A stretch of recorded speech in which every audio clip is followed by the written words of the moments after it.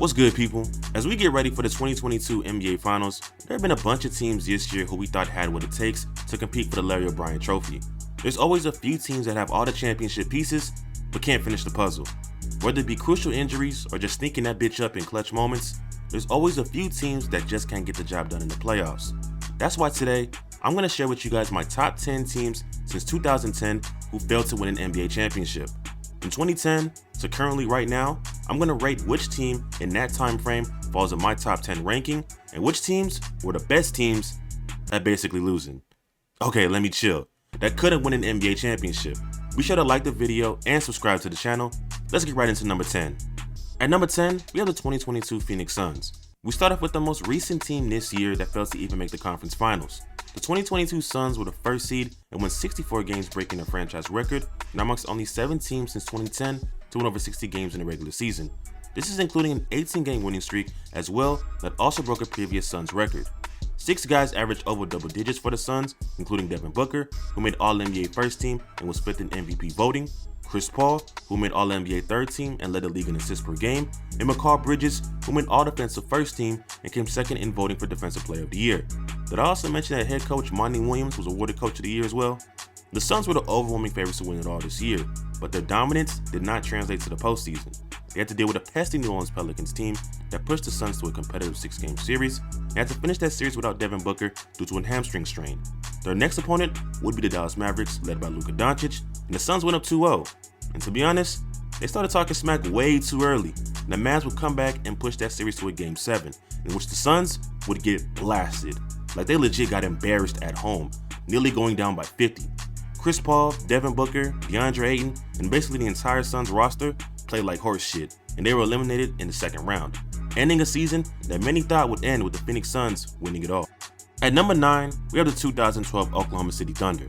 One of the biggest what-if teams in NBA history, OK3, or should I say OKC, were miles ahead of schedule in making the finals in the 2012 shortened season.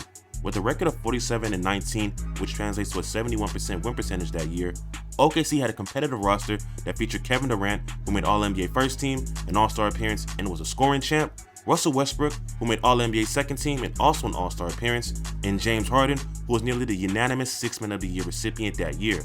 Adding key role defensive role players like Thabo Sefolosha and all-defensive first-team member Serge Ibaka, who led the league in blocks, OKC was a young but resilient team that year, and even after going down 2-0 in the conference finals to the experienced San Antonio Spurs, led by Kevin Durant averaging 30 in that series, the Thunder would win 4 straight and advance to the NBA Finals. The Thunder would give the Miami Heat a scaring Game 1 in the finals, winning that game, but the Heat would win the next 4 games to win the NBA championship. The 2012 Thunder were really a great team, and maybe, if they keep James Harden, they could have been back the next year, but I guess we'll never know. At number 8, we have the 2016 San Antonio Spurs. The 2016 Spurs do not get enough attention for how dominant they were that year due to the fact the 2016 season included Kobe Bryant's farewell tour, the Cavs coming back from 3-1 in the finals, and the Golden State Warriors going 73-9 that season, making NBA history. But the Spurs that year were arguably just as lethal, going 67-15. Only 6 other teams in NBA history have had a better record than the 2016 Spurs. Tim Duncan may have been a shell of himself in his final NBA season, and Manu Ginobili and Tony Parker were clearly past their prime, but the emergence of Kawhi Leonard as a superstar had begun as he won his 2nd straight Defensive Player of the Year award and was an All-NBA and All-Defensive First Team member in 2016. LaMarcus Aldridge, who was acquired in the offseason, made All-NBA third team as well, and the Spurs finished that season with the number 1 defense and number 4 offense in the league. But in the playoffs, the Spurs were eliminated in the semifinals to the Oklahoma City Thunder in an exciting series that had prime Kevin Durant and prime Russell Westbrook still in the show. The age of the original Spurs Big Three showed, and their poor performance wasn't enough to edge Spurs out in this series. Coming in at number 7, I have the 2011 Miami Heat. This may shock some of y'all because many people believe this team to be one of the greatest teams of all time, and the core of LeBron James, Dwayne Wade, and Chris Bosh is still one of the best Big Three trios of all time. But the fact still remains that the 2011 Miami Heat were a tad bit weaker than those championship teams in 2012 and 2013 due to the roster not being as deep. The Heat Big Three were the only players to average over double digits in that season, but nonetheless, this team was still one of the best teams that year.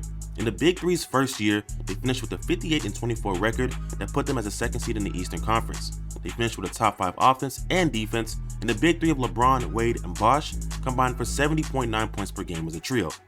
The team in the playoffs swept through the East, beating the Sixers, the Celtics, and the Bulls, led by the MVP Derrick Rose, all in 5 games, and made it to the NBA Finals to face the Dallas Mavericks. But we know how the finals went.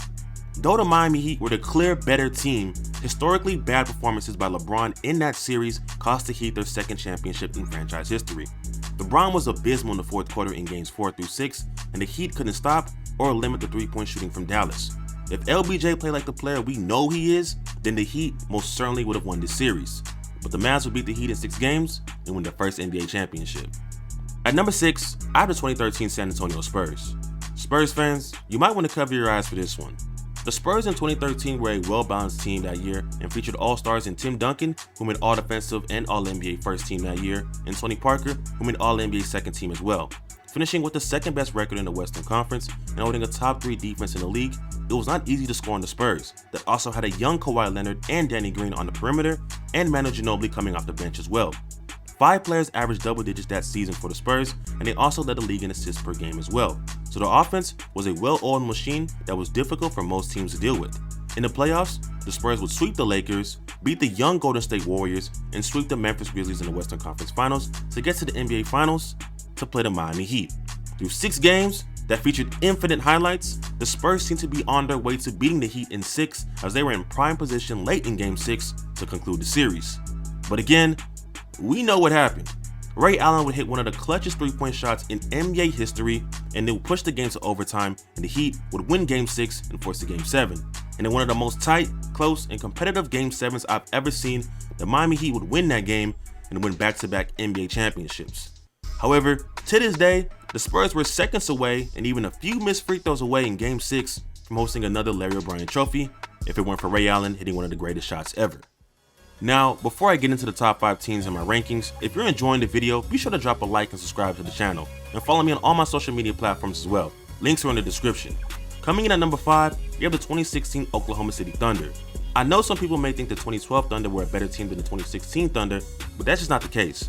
The Thunder had at the time the best duo in the league with prime Kevin Durant and prime Russell Westbrook, both of which had made All-NBA and All-Star teams that year, and the ups and downs of injuries to both KD and Westbrook had halted the Thunder from really making a true championship run in years past.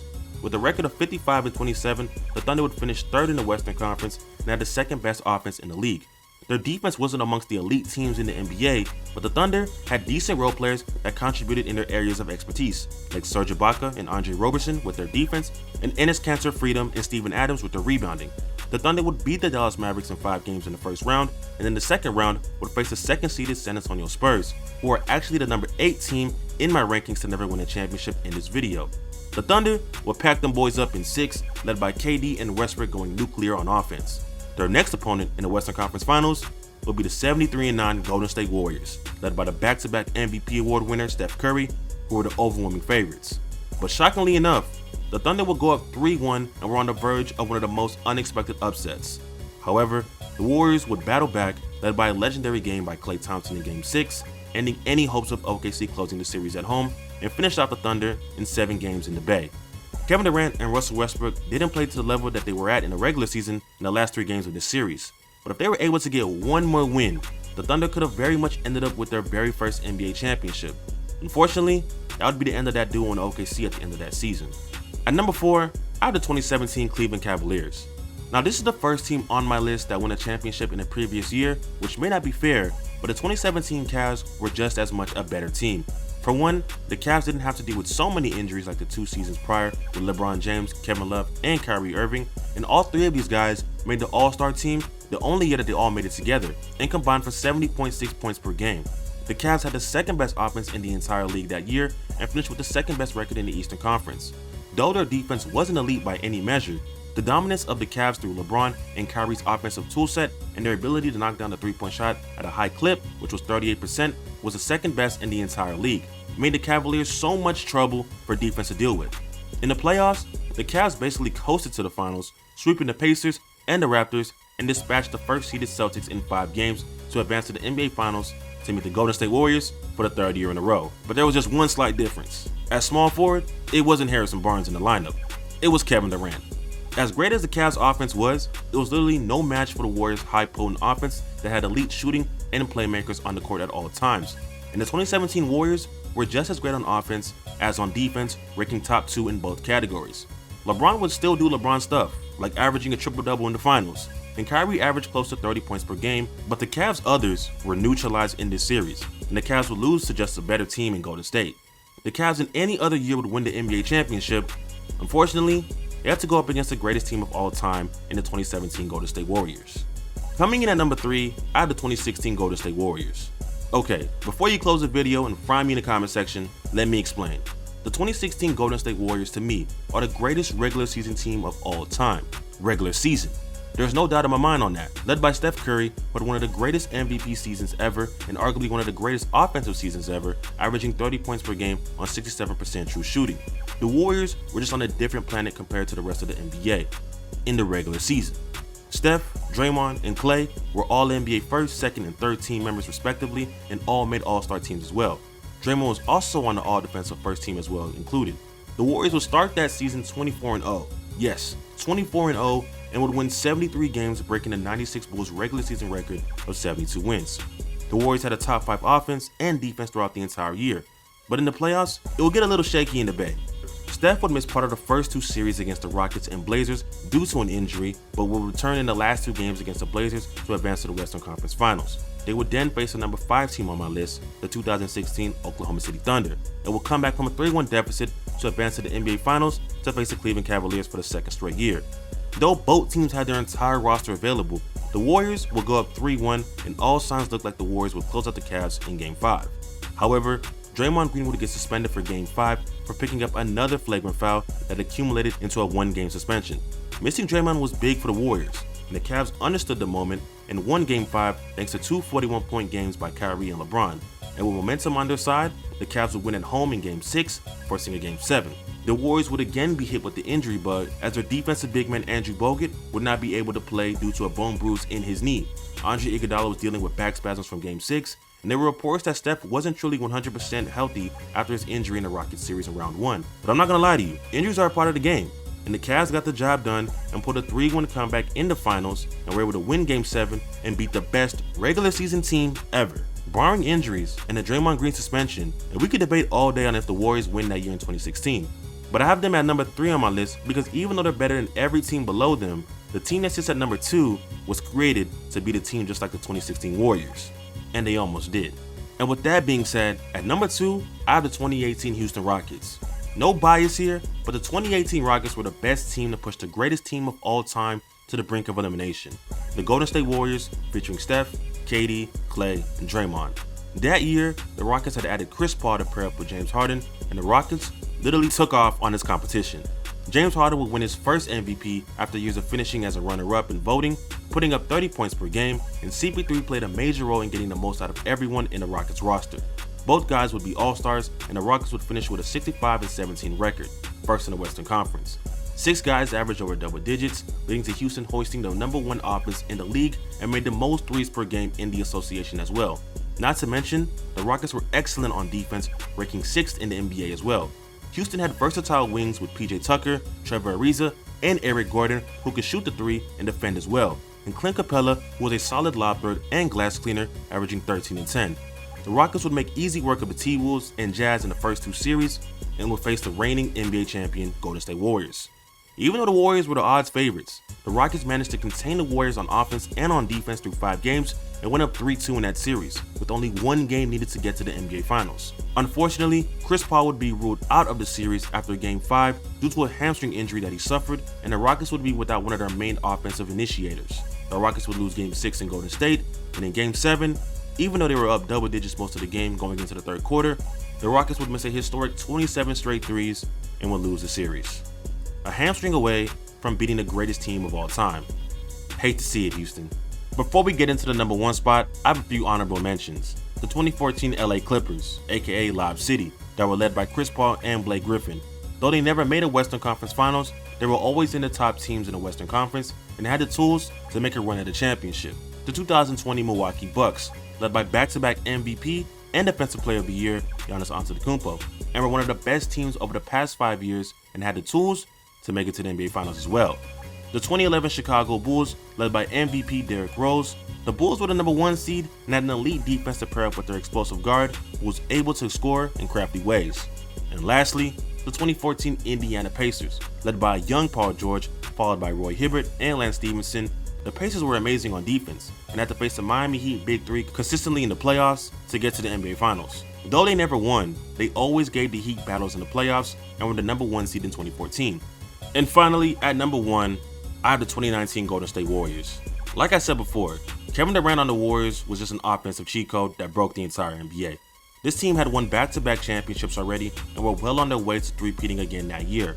The injury bug did follow suit for this team most of the year due to the fact that they had been to 4 straight NBA Finals, and their elite defense fell to slightly above league average. But their offense was still one of the best in the entire league, including the addition of DeMarcus Cousins in the offseason coming off an Achilles injury. In the playoffs, the Warriors' defense would improve and the long-term dominance that we had grown familiar with had returned. However, in the second-round matchup against the Rockets, Kevin Durant would suffer a hamstring strain in Game 5 that would leave him out for an extended period of time. The Warriors, without Kevin Durant, would still win the next 2 games, closing out the Rockets, and they would sweep the Blazers in the Western Conference Finals to face the Toronto Raptors in the NBA Finals. Golden State would go down 3-1, losing both games 3 and 4 at home, and in Game 5, KD would return, but would tear his Achilles in Game 5, ending his season. Golden State would still win, forcing a Game 6. It almost looked like the Warriors were going to win that game as well due to Game 6 Klay Thompson coming alive, but he would also suffer a season-ending ACL injury in that game. The Warriors would lose Game 6 to the Raptors, who would win the 2019 NBA Championship. What do you guys think? What team do you think needs to be moved up or down in the rankings? And which team do you think needs to be added on? Comment your top 10 teams since 2010 that didn't win a championship, and I'll be sure to debate with you guys. If you enjoyed the video, leave a like and subscribe if you're new. And be sure to turn that post notification bell on so you never miss a video. I'm pretty sure you'll find something that you like. Until next time, stay on beat.